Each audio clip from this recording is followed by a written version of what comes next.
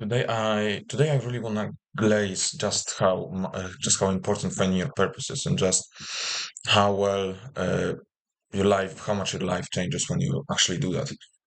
So when you find your purpose, first thing that happens is that you're kind of unsure as to if it really is your life's purpose. And at this, like when if you're at this stage, then the only way to really find out, like if you just think of, oh yeah, perhaps it's this, and then you think, is this really what I want my life to be about? If you're not sure, then it's not. If you are sure, then you just have to live life and find out, because some people give their life a meaning, and then halfway there or two-thirds of the way there they realize that perhaps it's not all uh, perhaps it's not what they imagined, maybe it's not all that. And when when you're here, then you just really have to live life, but if it is your purpose, then it's gonna be hard to doubt yourself. If it really is your purpose, then it's gonna be hard to doubt yourself, like those people who do find out that maybe they don't want it, maybe they want something else.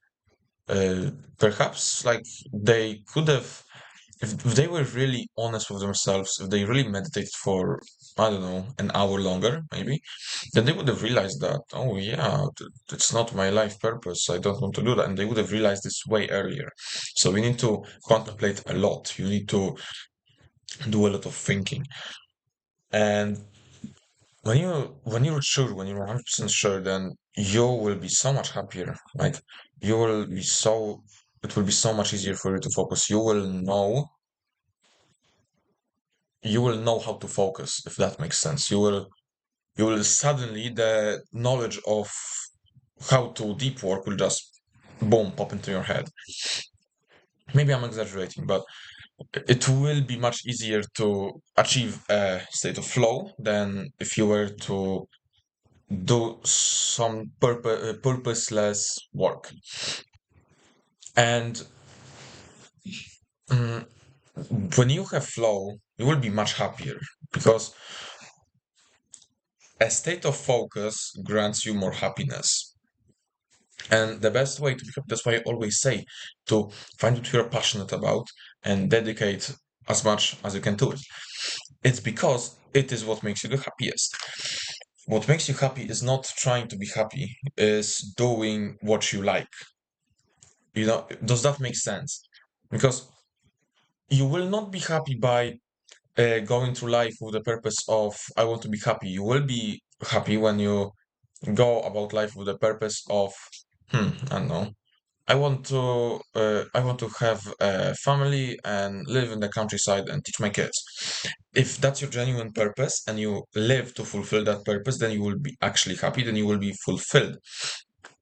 And when you know what your purpose is, you will also be much harder to distract. It will be much harder to distract you.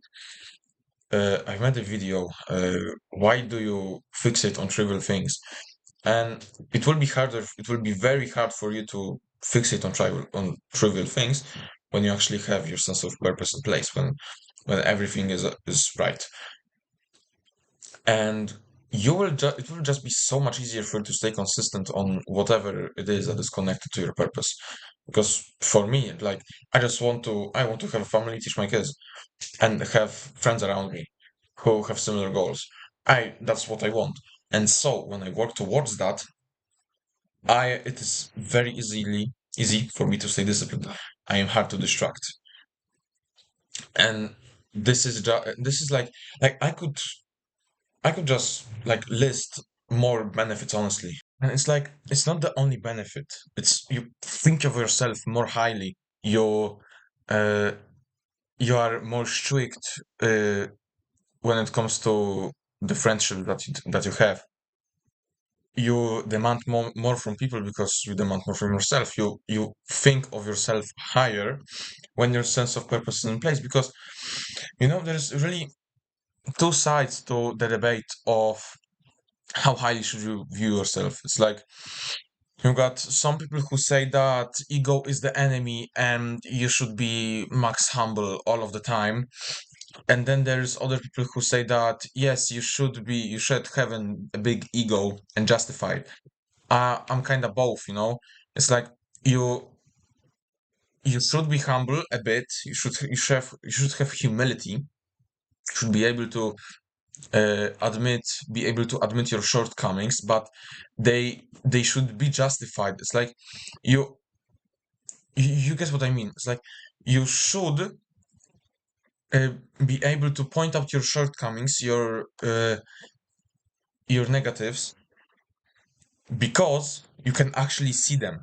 Because you can look at yourself from an outsider's perspective and think to yourself, "Oh yeah, I'm a bit passive aggressive for some reason, but I'm confident." For example, so you should be confident. You should have like confidence that stems from self-respect and from good mental health, but it shouldn't be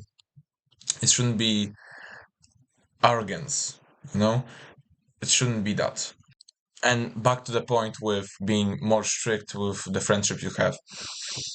It's like when you make new friends, you will think to yourself that, yeah, I don't want to be friends with people who are like losers, right? Because me, like, dude, most of my friends are active people. Honestly, I like have to really try hard to think of a person I think of as a friend that stays home all day, like genuinely. And it's like even the people that you've known for a long time, like you can motivate them to change, you know? And and it's not like you go up to them and you just lecture them about self-improvement and meditation and how playing video games is bad and how TikTok is bad and all that stuff. No, no, no. What you should do is that you should just go about your self-improvement. Whenever somebody asks you about some particular thing about self-help, self-improvement, then you answer them with with enthusiasm, with passion, but you don't attack them, if that makes sense. You don't just come at them with like, oh yeah, maybe you shouldn't play video games. Like you can suggest that like, oh yeah, reducing video games will help. But saying like, oh yeah, you have to quit video games, that's not going to make sense. That's only going to worsen your friendship, make them like you less, make you like them less, and the friendship suffers. Unless you don't want them in your life, then go ahead. But then that's your actions that will have consequences for you and not for anyone else. But